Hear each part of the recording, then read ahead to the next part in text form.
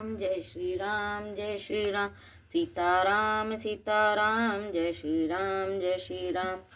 मुनहि मोह मन हाथ पराए, हसई शंभुगन अति सचुपाए। जदपि सुनहि मुनि अटपति अनि, समझि न पा परई बुद्धि भ्रम सानी। नारद मुनि को मोह हो रहा था, क्योंकि उनका मन दूसरे के हाथ में था।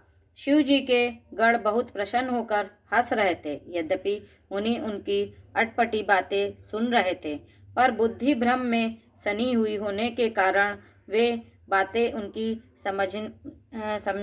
समझ में नहीं आती थी।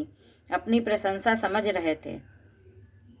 काहू न लखा सो चरित विशेषा, सो स्वरूप नृप कन्या का। मरकट बदन भयंकर देही, देखत हृदय क्रोधता तेही। इस विशेष चरित्र को और किसी ने नहीं जाना, केवल राजकन्या ने वह रूप देखा।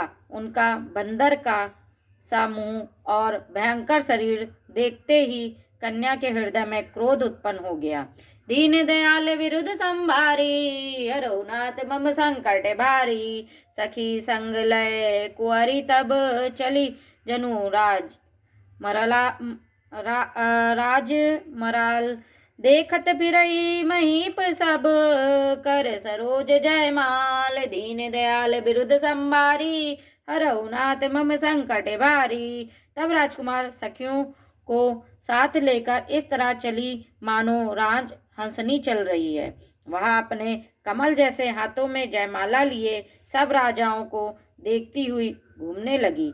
जे दिसी बैठे नारद फूली, सो दिसी ते न बिलो की भूली। पुनि पुनि मुनि उकसही अकुलाही, देखी दसाहर गन मुस्काही। जिस ओर नारद जी फूले बैठे थे, उस ओर उसने भूल कर भी नहीं ताका। नारद मुनि बार बार उचकते और छटपटाते हैं। उनकी दशा देखकर शिव जी के गण मुस्कुराते हैं। धरी नृप तनु तहाँ गए उन कृपाला, कुंवरी हर्षिमय जय माला। दुल्हिनी ले गए लक्ष्य आशा, नृप समाज सब भयो निराशा। कृपालु भगवान भी राजा का शरीर धारण कर वहां जा पहुँचे।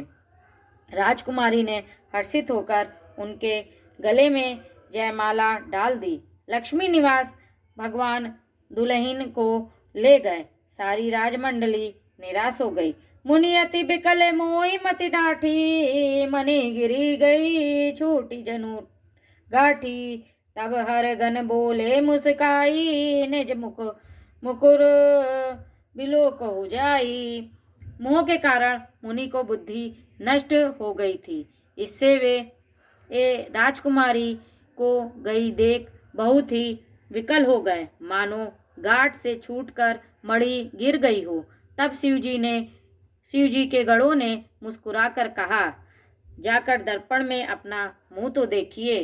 अस कही दो भागे भय भारी, बदन देख मुनि बारी निहारी।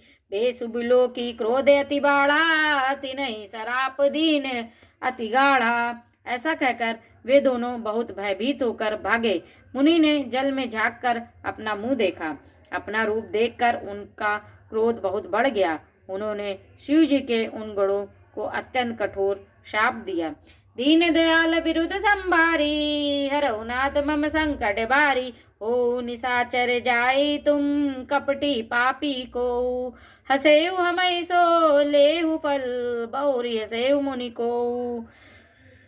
दीन दयाल विरुद्ध संभारी, हरौ नाथ मम संकट भारी। तुम दोनों कपटी और पापी जाकर राक्षस हो जाओ। तुमने हमारी हंसी की, उसका फल चखो। अब फिर किसी मुनि की हंसी करना। पुनि जल दीख रूप निज पावा, तदपि हृदय संतोष न आवा। फरकत अधर कोप मन माही, सपदि चले कमलापति पाही। मुनि ने फिर जल में देखा तो उन्हें अपना रूप प्राप्त हो गया।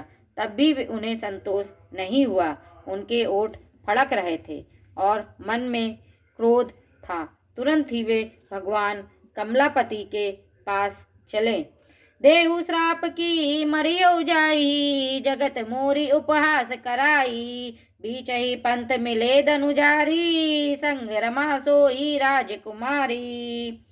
जाकर या तो शाप दूंगा या प्राण दे दूंगा। उन्होंने जगत में मेरी हंसी कराई। दैत्यों के शत्रु भगवान हरि उन्हें बीच रास्ते में ही मिल गए। साथ में लक्ष्मी जी और वही राजकुमारी थी। बोले मधुर बचन सुरसाई, मुनि कहा चले बिकल किनाई।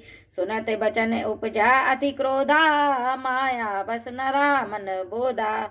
देवताओं के स्वामी भगवान ने मीठी वाणी में कहा, हे मुनि, व्याकुल की तरह कहाँ चले। ये शब्द सुनते ही नारद को बड़ा क्रोध आया। माया के वशीभूत होने के कारण मन में चेत नहीं रहा। पर संपदा सकहु नहीं देखी, तुमरे ऋषा कपट विशेषी। मथत सिंधु रुद्रही बहरायूं, सुरन प्रेरी विष पान करायूं।